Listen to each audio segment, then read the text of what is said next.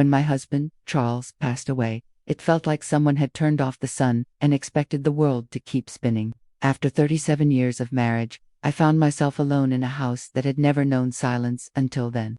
The days came and went, like shadows, soft, fleeting, without warmth. My children tried in their own ways, I suppose, to offer support, but grief is an isolating thing. It builds walls where there used to be windows.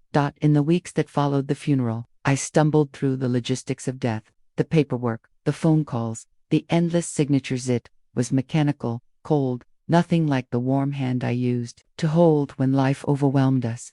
Charles had always handled our finances. I trusted him completely, never once doubted his decisions or asked to see the details. He wasn't secretive, just protective, especially when it came to our children. He worried about influence, about entitlement, about what money could do to a family if it became too visible. So, when I discovered the trust accounts, the offshore holdings, the properties listed under shell companies, it stunned me. Charles had been careful, even meticulous. $7 million, accumulated over years, hidden not out of dishonesty, but to safeguard what he believed in. And now, it was mine. All of it, quietly, irrevocably mine. I sat with that truth for days, letting the weight of it sink into my bones. I didn't tell the children, not because I didn't love them, but because I needed time to understand what I was holding. Time to decide what it meant. Money like that changes people. I'd seen it before at church, among friends, even in whispers at funerals. Grief makes people bold in strange, ugly ways. I began to watch, not out of suspicion, but with a quiet attentiveness I hadn't needed before. The phone calls became less frequent. The visits, rarer still. My daughter, Ellen, always the busy one, sent short texts with emojis. My son Daniel called occasionally, but his voice was distracted, as if he were ticking off a chore. No one asked how I was really doing. No one sat with me on the porch like Charles used to, listening to the wind and letting silence do the talking. What hurt the most was how normal it all seemed to them. As if I had shifted into a different category, not quite a person anymore, but a figure they could nod toward from a distance. Maybe they thought I was fading. Maybe they thought I didn't notice. But I did. So I said nothing about the inheritance. I wore the same shoes, drove the same car, clipped coupons like I always had, and in that stillness, I listened, I watched. I learned more in a few quiet weeks than I had in years of loud, distracted family dinners. I wasn't bitter. Not then. I still hoped it was grief clouding their judgment, that they'd return when their own hearts quieted down, that they'd remember who I was. But grief has a strange way of revealing what's already there. It was in that early silence, sitting at the edge of loss and wealth, that I made a decision. I wouldn't let the money speak first. I would wait. I would see not who showed up for the reading of a will, but who showed up when nothing was expected of them. Because love, I'd come to realize, is most visible in the absence of transaction. And I wanted to see, truly see, who loved me without knowing what I had left to give. Time doesn't heal everything. It simply smooths the edges so the pain becomes bearable, less jagged. After the funeral and the brief flurry of casseroles and sympathy cards, the house settled into a quiet that clung to the walls. Some days, I could still hear Charles humming from the study. Other days, I had to sit on the edge of the bed and whisper his name, just to remember what his voice sounded like. I kept busy in the way widows do, cleaning out drawers, reorganizing the pantry, replacing light bulbs that had never gone out. I even took up walking again, tracing the same route Charles and I used to take after dinner. The neighbors would wave, offer small smiles, but no one stopped. Not really. Not the way people used to when we were a pair. The children had returned to their own lives. Ellen texted once or twice a week, usually about her work or the kids. I tried to be enthusiastic, asked for pictures, but her responses grew shorter. Over time, Daniel, my sweet boy, was more consistent but equally detached. His voice had a new distance to it. He was busy with the wedding, he told me. So many decisions to make. I understood, or at least, I pretended I did. He hadn't asked if I wanted to help with the planning. Not once. I started to feel like a ghost in my own family. I'd walk past the framed photos on the hallway while Ellen, in her graduation cap, Daniel as a baby in Charles' arms, and wonder how we'd all grown so far apart without noticing. There was no great argument, no single moment of rupture, just time, and a slow erosion of intimacy. Sometimes I imagined sitting them down and telling them everything about the inheritance, about their father's quiet intentions, about the nights I cried myself to sleep thinking of how quickly we all forget the hands that fed us, the hearts that raised us. But each time I considered it, the words dried up. It felt too much like a test, too transactional. And I didn't want to buy love. So I waited. There were small signs, too easy to overlook if I hadn't been paying attention. Ellen once mentioned that maybe I should sell the house, move into a condo closer to her. Daniel forgot my birthday, then called a day late with a rushed apology.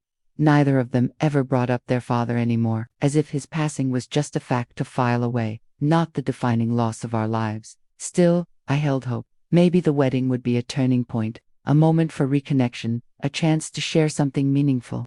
I wanted to bring the pocket watch Charles had inherited from his grandfather, a gift for Daniel, a symbol of legacy. I wrapped it carefully, wrote a short note, and tucked it in my handbag. I remember the week leading up to the wedding, clearly. I bought a new dress, pale blue, modest, elegant. Charles always liked when I wore blue. I had my hair done, even painted my nails for the first time in months. I wanted to look like myself again, presentable, proud, not because I had something to prove, but because I still believed I mattered. The envelope was thick, ivory-colored, with gold script that curled elegantly across the front. My name, written formally, Mrs. Elaine Porter. Not Mom, not even Mother. I ran my thumb under the seal and opened it slowly, half expecting warmth to rise from the paper like perfume. It didn't. Single quotes. Inside was the invitation to Daniel's wedding, a Saturday in early spring.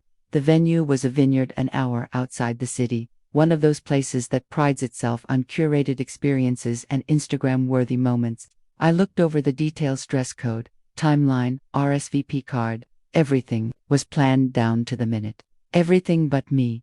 There was no personal note, no call to ask if I'd be comfortable making the drive, no mention of whether I'd like to say something, be involved, help in any way. It struck me then this was no longer my child's celebration. It was a performance, and I was expected to clap politely from the wings. I set the invitation down and stared out the window for a long time. The garden Charles had tended was still bare, the early crocuses just beginning to push through. He would have teased me for reading so much into a piece of stationery. But he would have understood, too. Still, I decided I would go. I would not be the mother who caused a stir. I would smile. I would be gracious. I would hand Daniel the heirloom watch and watch his eyes fill with recognition of history, of meaning, of a father's love passed quietly from one hand to another. In the days leading up to the wedding, I made every effort to prepare. I had my dress altered. I bought a small clutch. I practiced what I might say to Daniel and his bride, something kind and brief, not too sentimental. I didn't want to cry. I didn't want to make a scene. I only wanted to be seen. The morning of the wedding, I woke up early. The house was still, but I moved through it with purpose. I pressed the dress with care, took time with my makeup, even pinned the small brooch Charles had given me on our 20th anniversary to my lapel. The watch, nestled in its velvet box, sat beside my handbag. Driving to the venue, I imagined what the day would be like. I envisioned Daniel pulling me into a hug when he saw me, his voice catching when I gave him the watch. I imagined standing beside Ellen, sharing a laugh, remembering Charles. I imagined feeling like family, but fantasy is a tender thing. It doesn't survive contact with reality. I arrived early, just like the invitation requested. The parking lot was already half full, with vendors and photographers bustling around the edges of the vineyard. I walked slowly toward the entrance, heels crunching over gravel, and was met by a young woman with a clipboard who asked if I was with the bride or groom. Her tone was efficient, polite. She didn't recognize me. I told her I was the groom's mother. She blinked and directed me to a small room to the side of the main hall, just until the guests started arriving. The room was quiet, sterile, a folding chair, a table with bottled water, a mirror that distorted slightly at the edges. I sat there alone for nearly an hour. No one came to check on me. No one knocked. At some point I ventured out, wandered through the courtyard toward the ceremony space, and that's when I saw it: 2 rows of reserved seating signs for family, the Porters and the bride's relatives. My name was nowhere. I approached one of the ushers and asked about my seat. He glanced at his clipboard, apologetically told me there had been a mix-up, and guided me toward a row further back. "Still a good view," he said, as if that mattered. I held on to the watch, fingers pressed against the velvet box, like it might offer me balance. I found Daniel just before the ceremony standing with his groomsmen, laughing nervously. I pulled him aside gently, told him I had something for him from his father. He glanced at the box but didn't take it. "Now's not the time, Mom," he said. Then, softer, "Let's not make things about you today." I nodded, I smiled, I said nothing, and when the vows were over and the music played and people clinked glasses, I stayed just long enough to not be missed.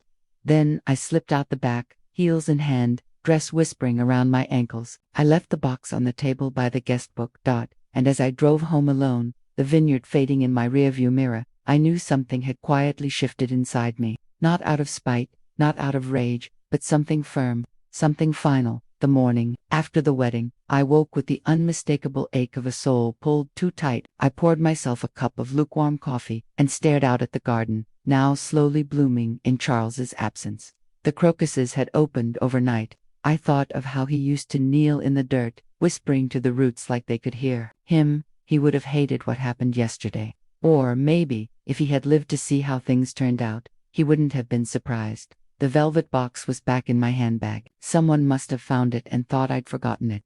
Forgotten. The irony was not lost on me. I didn't cry, not right away. The tears came later, quietly, without fanfare, sitting at the kitchen table. Napkin in hand, no sobs, just a slow, steady drip like a leaking faucet. Not because of where they'd seated me, not even because of the dismissive way Daniel had brushed me aside. It was something more hollowing.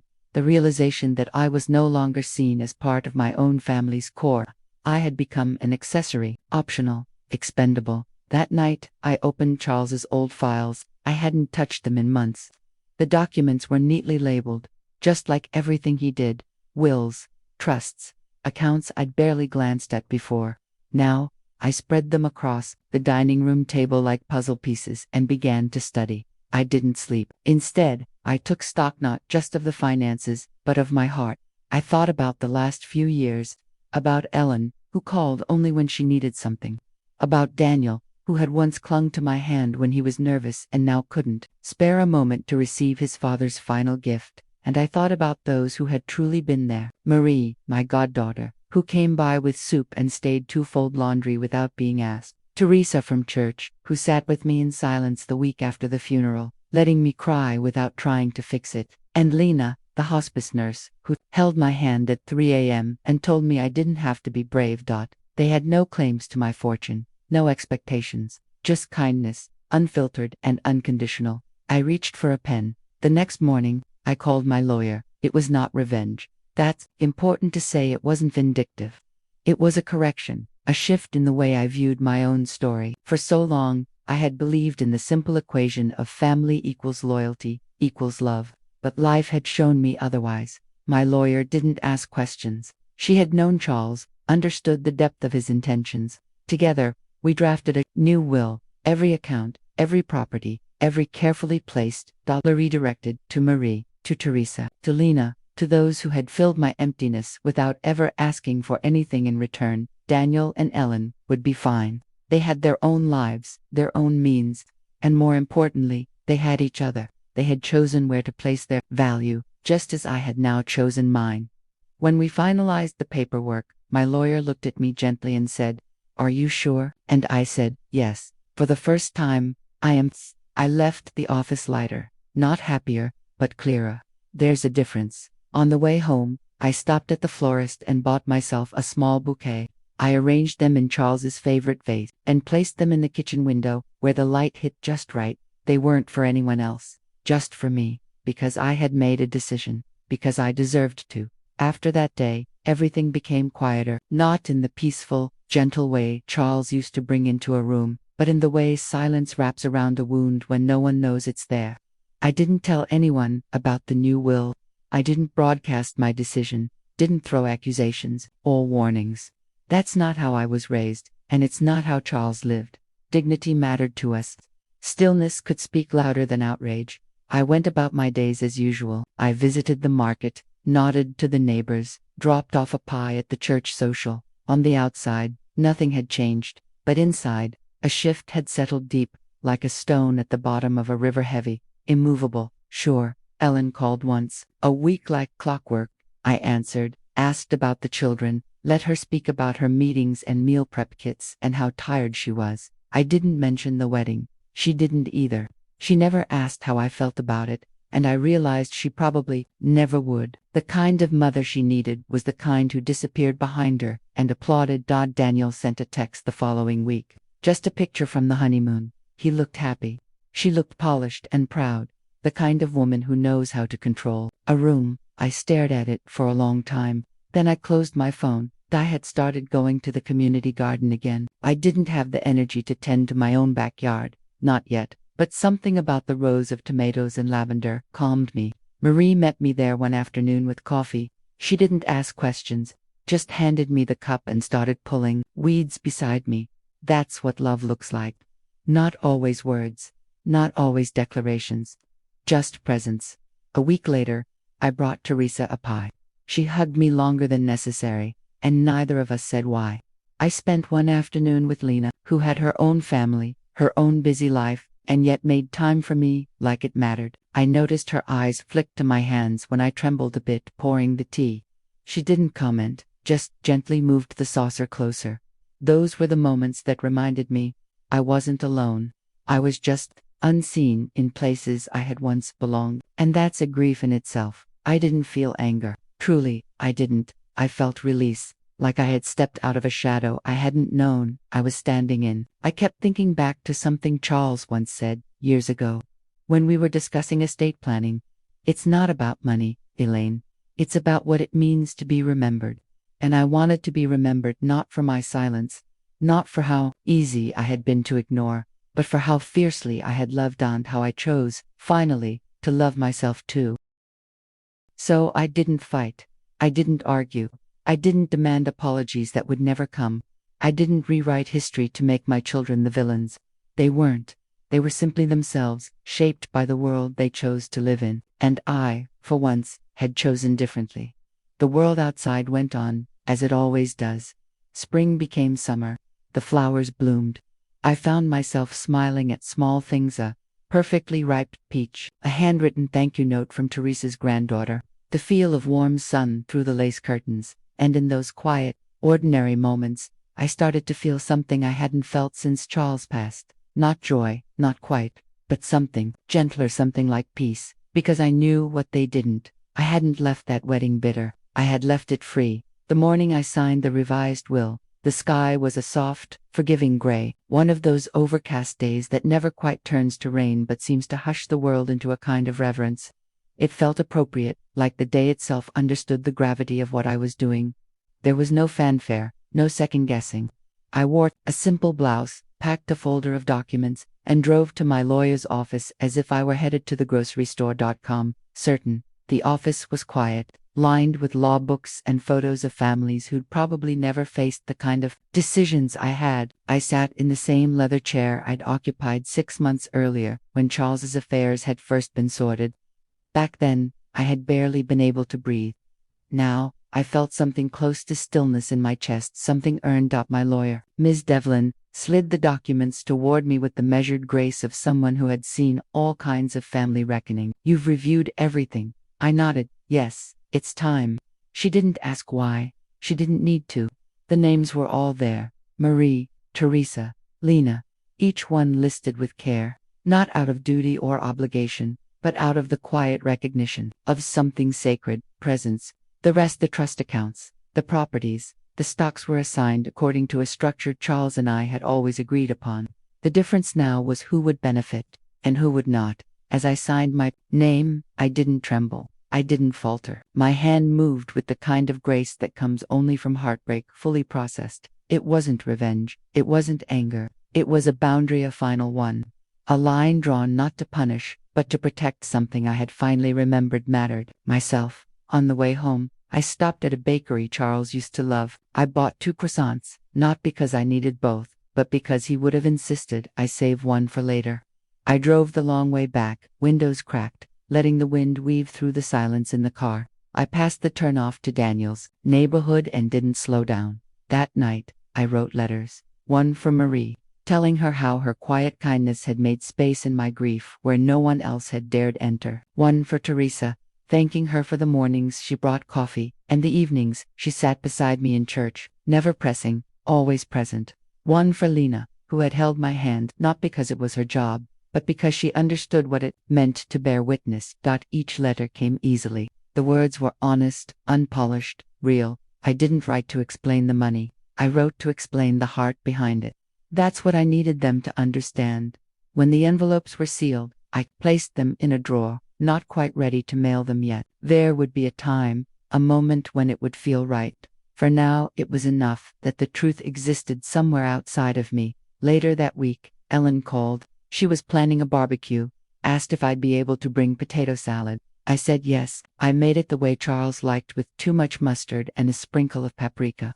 I brought it in the same glass bowl we'd used for 20 years. I sat in their backyard, made small talk, laughed where expected. No one asked how I was. No one mentioned the wedding. And I realized, in the middle of their laughter and stories about vacations and promotions, that I wasn't angry anymore. I wasn't sad either. I was simply elsewhere. A part of me sitting quietly at the table, but another part, maybe the truest part, was already gone, standing in the garden with Charles, writing letters in the soft light, walking out of an office with her head held high. They hadn't seen it, but I had. I had chosen to matter. Weeks passed. Summer unfolded itself slowly, like an old quilt, aired out in the sunlight.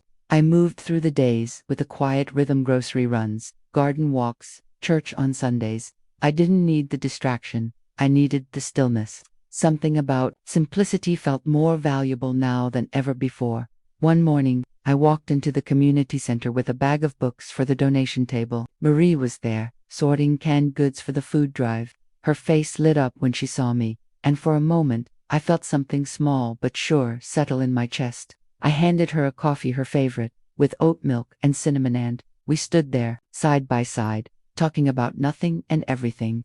She didn't know what was coming. She didn't expect anything from me. And that's what made it all the more right. Later that week, I visited Teresa at her home.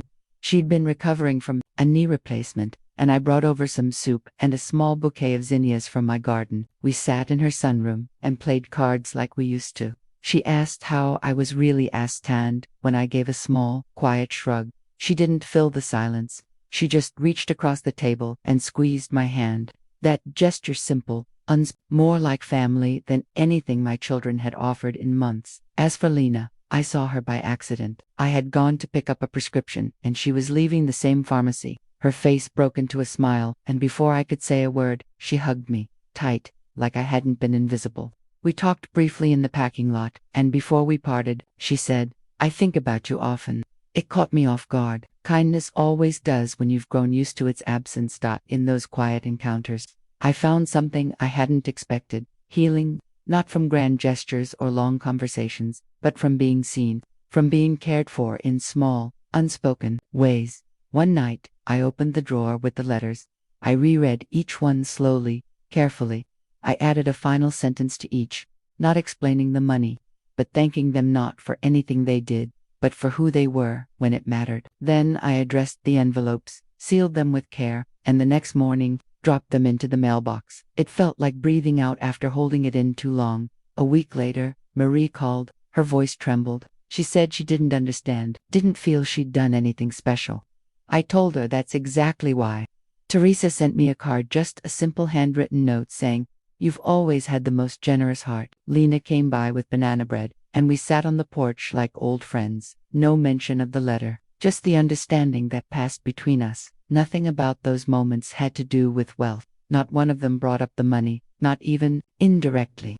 And that was the true gift, knowing I had chosen people who valued love over gain, presence over performance. For the first time since Charles's death, I didn't feel like I was drifting. I felt rooted again, in my choices, in my boundaries, in the quiet certainty that I had not only kept his legacy, sci-fi had honored it, in the way he would have wanted.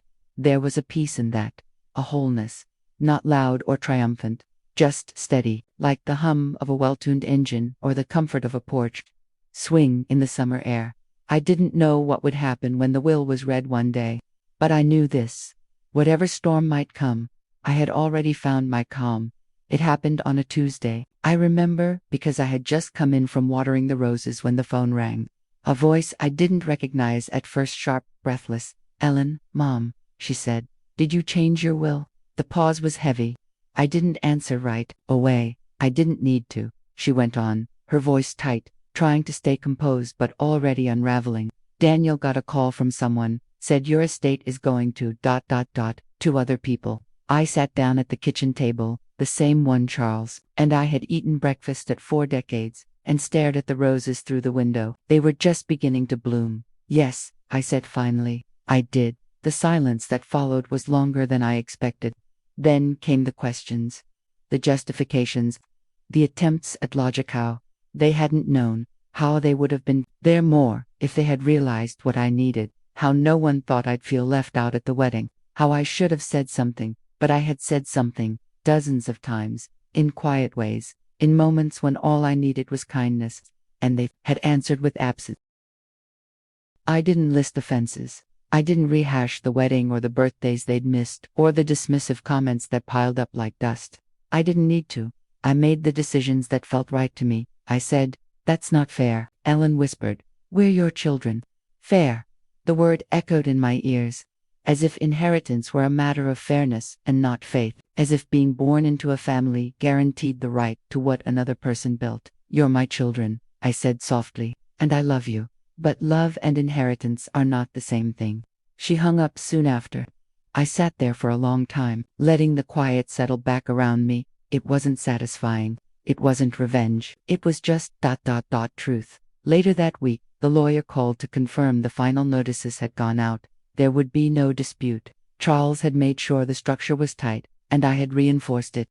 The will stood like a stone, wall solid, simple. Unmobile. And Marie, Teresa, and Lena each reached out again, this time not with confusion, but with tears, gratitude, humbled disbelief. I told them, again, that this wasn't about reward. It was about memory, presence, a quiet kind of love that doesn't fade under scrutiny. The news spread slowly. A few family friends called or sent messages, vague in tone, trying to coax out the scandal. I said nothing. Let them wonder. Let them guess. I didn't need to defend myself. One afternoon, I stood on the back porch and read Charles's old journal. He had written something once, years before he died, that I had bookmarked without realizing why. Sometimes the ones who deserve the most are the ones who never ask. I closed the journal and pressed it to my chest. The sun was warm. The roses were blooming.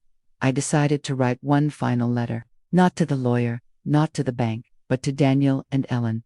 I owed them that, not as a matter of legality, but of love. However strained it had become, I wanted them to hear it from me, clearly, without anger or blame, just the truth, one last time. I sat at the desk Charles built with his own hands, the one we'd kept in the corner of the living room since before the children were born. I found my nicest stationery and uncapped a pen with the weight of memory in its ink. I told them I loved them, that I always had and always would. I told them that grief changes people, sometimes forever, and that maybe we had all done our best with what we had. But love isn't measured in blood alone. It's measured in presence, in who sits beside you in the dark without asking when the light will come back on.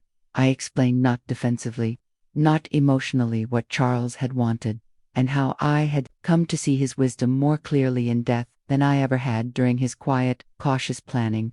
He had trusted me to see with clear eyes when the time came, and I told them that money is not a legacy.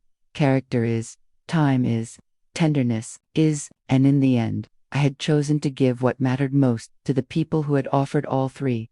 I didn't ask for understanding. I didn't expect forgiveness. I only asked that they live full lives, that they remember me for more than the terms of a will. I folded the letter, sealed it, and left it with my personal papers, clearly labeled. They'd find it when the time came.